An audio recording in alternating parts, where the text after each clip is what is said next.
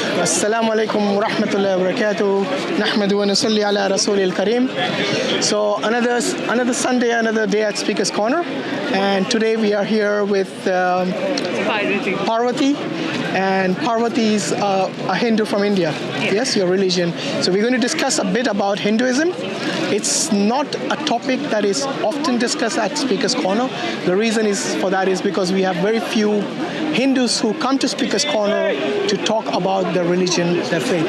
So we are hoping that there will be more Hindus who would step forward and talk about the faith. It's just that there is a lot of misunderstanding amongst the Hindus about Muslims and amongst the Muslims about the Hindus. So it's always good to have a conversation, to have a direct conversation with the person about their religion rather than assuming things about their religion. So Parvati, tell us a bit about yourself. What do you do and what your interests are? Your first time at Speaker's Corner, isn't it? Yeah, this is my first time and we've been here for a year. Okay. You need to speak up a bit because I want to make sure the microphone picks up the audio. Yeah, sure. Yeah. So I've been here for a year and we're studying fluid mechanics. Fluid mechanics. Yeah. MashaAllah, that's good. And yeah, that's good. What, is it masters? Yeah, it's a master's. Okay, that's good. And so about Hinduism, tell us a bit about the basics of Hinduism. Like, what is it that a Hindu has to believe in? Otherwise, they are outside the fold of Hinduism. Can you perhaps give us a bit, just a summarized version of the belief? So I'm not like a certified speaker of Hinduism, but what I've learned from my family and my upbringing is that it's more about it's more about the same stuff, you spread love and, things like there is no at least according to me, we don't have very rigid rules in Hinduism such that so for example, even when it comes to prayer, so I think that's the difference between, at least according to me, between Islam and Hinduism. Prayers. Prayer times. We don't have fixed prayer times. Right. And so we have a few things like before going to the temple, you take a bath and things like that. But these are things that you need to follow. But I'm not aware of anything that can put you that can oust you from the Hindu community. So, as Muslims, we believe in the 5 pillars. You must have heard about this, yeah? I'm sorry, I don't. Okay, so basically the fundamental belief of a Muslim is in the 5 pillars, which are basically to believe in one God, yes, to pray 5 times a day, to give zakat or charity, to fast in the month of Ramadan, and if you can afford it and are capable of, to go to Hajj once in your lifetime at least. So these are the 5 fundamental, pillars of Islam. So anyone who rejects any of these, they are outside the fold of Islam. Okay? So obviously, for a Hindu, you have to believe in God, right? Yeah. So what is the concept of God in Hinduism? Because there are many people who say that Hindus believe in 313 million gods or something like that. Yes. How true is that? So it's not, you don't have gods as a person. So each god represents an idea or so you have Parvati. She is the goddess of power, of love. Sorry, which goddess? Parvati. Parvati, okay. Is the goddess of power. Is that the wife of Shiva? Yeah. Okay. So they all represent values. So they're not like entities. They're not like that's what I've been taught. They say you have a god in yourself. Everybody has the capability of becoming a god. In Hinduism, the definition of God, the definition of divinity is to be a better person than what you were yesterday. So the whole idea, it's like you have, when we actually go to the temple, you pray for 2 different gods, right? So it's mostly to Lord Ganapati, you always say you start with God. Is that Ganesh? Yeah, Ganesh. Ganesh, so the elephant god. Yeah. So things like that. So every god represents a value. So it's not so you do have a lot of gods. You have a lot of stories actually. How many gods? I'm not sure. Okay. A lot of gods. Lost count. You have a lot of values, right? You have a lot of morals. So there are gods for, there is a cloud god, there is different kinds of gods. So nature worship and creature worship. Yeah. So every god represents a different idea. So it's most like you kind of respect your nature, your fellow beings. It's kind of abstract, I feel. I don't think that basically, it means like you have this particular God, like you should. It's not gods, it's more like ideals and morals. Like, yeah. Okay, so they are just like concepts of nature or creatures. Yeah, that's what I like. Hanuman is a monkey god, and Ganesh is elephant god. So there's a form of creature worship, and so it's a mythology, right? Yeah. You have Greek mythology, so you have Hindu mythology also. So you have stories. From these stories we derive morals. Like, so if you have Lord Rama and Sita, theirs is about a husband-wife union, and how the wife and the husband, they make compromises, or basically how they are individuals, but they also are there for each other. Basically so for me, at least for me, when my parents told me the story, it was so that I could inculcate a moral out of the story. Because when you talk to children, they don't. It's easy to tell them a story and tell them, see, this is what it means. That will stay for a longer time. Right? So most of the mythology is like stories. What makes, for example, you give the example of Ram and Sita, yeah? So what makes Ram God? Yeah, so Rama he was actually a king. It's not like, so what made Rama God, like his really good nature. Like people believe, so I told you, right? God is something that in Hinduism, they believe is inside you. Like even you can become a God. Like you can become a God. Yeah, the concept of God. It's not like God does magic or anything. So I think that that's what we need to understand. The definition of God maybe is different in Hinduism to that in Islam. Because in Islam, when you say God, you're talking about the most powerful being, He's the Almighty. He's the one who created everyone and everything. Yeah, so we have that. So our concept is not just a good moral human being. Yes, like for example, we believe in Prophet Muhammad sallallahu alaihi wasallam. Yes, and we believe he's one of the best role models, and he's the one who is called the mercy to mankind. Yeah, he's called Rahmatul Alameen. He came as a mercy to mankind. However, regardless of how good the morals the Prophet ﷺ possessed, we do not still worship him. He's still one of the servants of Allah and a creation of Allah. So I think this is where the Hindus and the Muslims perhaps differ in the definition of what God is. Yeah, yes, but do you believe in the the Trimurti, or the Brahma, Vishnu, and is it Brahma, Vishnu and Shiva, isn't it? Yeah. So you have the Brahma is the creator. The creator, Vishnu, the sustainer, and Shiva, the destroyer. Yeah. So these are I know a bit of Hinduism, so that's the reason I know this Trimurti is quite important. So is someone who doesn't believe in this Trimurti, are they considered Hindu, or would they be? I think so, at least. I mean, I feel Hinduism is all about, you be a better person. You see God in your spirit. I don't mean it in an egoistic way. I mean it in a good way. No, I understand, Yeah, you try to be a better person than what you were yesterday. So that is... So it sounds like Hinduism is more of a philosophy rather than a religion. Yeah, definitely. Because obviously everyone also has a different viewpoints on the beliefs and whatever is written and the interpretations in the Bhagavad Gita, in the Upanishads, the Vedas, and so on. So these are the books, the different books of Hindus, the scriptures. How much importance do you give to the scriptures as a Hindu? So very honestly, I haven't read the scriptures. None of them? No. I just know the mythology and the stories. Okay. And because this...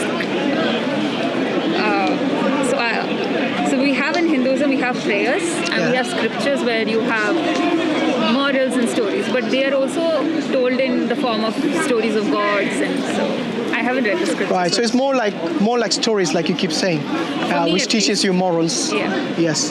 And like, what about going to the temple or something for prayers? Is that necessary, or is that also optional? So it is good to go to the temple, but it's not like if you don't go to the temple, you'll be ousted from the Hindu community. That's you don't have a line. You can pray at home. Yeah, definitely. You don't have to go to the temple to pray. Okay. And with regards to prayer, another question that pops into my head is, do you have to pray to these pictures of like Ram or Shiva or Krishna or whatever gods you have an affiliation to? Because I think, because you're from South India, I think they have different, gods that they revere compared to the ones in North India, compared to the ones in Bengal, in East India, and maybe in Gujarat, in West India, Like, I think every region has their own, special deities that they they pray to or they idolize. Is that right or? Yeah, it's right. It's also very personal, actually. Like, Yeah. for example, my mom, she does not really look at a picture and pray. She closes her eyes and prays in her head. But she still has the image in front of her? No, she just closes her eyes. Okay, she closes her eyes and prays. Yes, because Yeah. so she has arthritis. She can't sit down, so she sits on a chair and she just prays. Okay. But What about yourself? I actually look at the God. I look at the God and I think I close my eyes. It's very you Personal. just Yeah, it's personal. and it just happens, right? Wait a minute, brother. We are just discussing about the basics. Yeah, just bear with us, please. Yeah. So, the reason I asked about the idol worship is because in Islam, that is something which is prohibited completely, like utterly. To have images of God is something prohibited not only in Islam, also in Christianity, I believe, and obviously in Judaism as well. So what we consider the Abrahamic faith, because all three religions, they consider Abraham to be a prophet of God, and they have a common, common understanding, and there is a lot of commonality between these three faiths. So in all of these three faiths, creating images of God is something that is completely prohibited.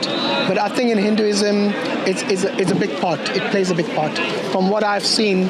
So the reason why this is what I think. Okay, and I'm pretty sure it's true. The reason why we have pictures is so that you feel more connected. In the sense, you have a picture in your head. It's always like that, right? So if I think of a tree, a tree pops up in my head, right? Yeah. So if I think of wealth or something, goddess Lakshmi. If I think of Lakshmi, so you try to associate with pictures. So it's more easy for you to think of what you want to pray about, or it's also a shortcut. But these pictures are man-made, aren't they? No one has seen any of these gods or goddesses. They have just, because I've also seen different pictures. Yeah. Yes, so it's it kind all of symbolic. Yeah. So Parvati will have a trident, so it's all symbolic. Whatever they hold, it's not like the facial features are going to be the same for everybody. It's just that the things that they hold, the kind of attire, the color of the dress they wear, it's all symbolic. Symbolic. Yeah. Okay. But it's not compulsory for you to pray in front of a picture or an idol. No. It's not compulsory. It's just for something for you to focus on. Yeah, so see, we believe in meditation, right? So we think even closing your eyes is prayer. Like, as long as you are praying, you can do it in any form. Okay, interesting. What about the different, I don't know, do you still have caste system in Hinduism? Yes, we do still have do. caste, but that is, so it started from a really long time back. We still do have caste system. What does it mean? For the viewers who don't know. So it started with the occupation you were doing, like long back. Yeah. So there were the kind of work that they were involved in. There were four kinds of people, I think. So the ones were kings, like the kings, and so they were called Brahmins, and there were. No, actually, the kings were not the Brahmins. The kings were the Kshatriyas, aren't they? Yeah, Kshatriyas. Yeah, so the Brahmin is the educated, scholarly. Yeah, scholar, and there were good workers, like. That comes later. So you got the Brahmins, so then you have the Kshatriyas or the warriors, the warrior clan, and obviously the kings as well. Yes. And then you had the Shudras. Yeah. Because the Shudras the lowest. Yeah. Isn't it? Which is like the untouchables even, I think. So the thing is, it started with the occupation. They were all respected earlier, but I think it got translated in a really bad way with the coming generations, and it just started leading, you say this person is not good enough and the other person his status is bigger. So I think it got translated in a very wrong way. But it is there. So with regards to, for example, is it true that the Brahmins do not even touch the Shudras, the lowest class? So sensible people don't believe such things. What do you mean sensible people? Because as far as I know, the Brahmins are the most educated amongst these. Not anymore, right? You go to college, you will be educated. I'm not a Brahmin. You can go to the college. I'm educated. My friend could be a Brahmin, but she's not as educated as me. So it's not. I think what I meant by educated is in terms of the religious books. Not really. No? So they know the language, they know Sanskrit, they are the ones who maintain these different books and rules and so on. Not so much, actually. No, not anymore? Okay. Maybe things have changed because if I remember correctly... Everybody has access to the same stuff these days because of the internet. So anybody can be good at anything. Okay. But why would they why would they have this rule? Or is it written in the Vedas that they cannot touch the Shudras, So that's what the lower caste?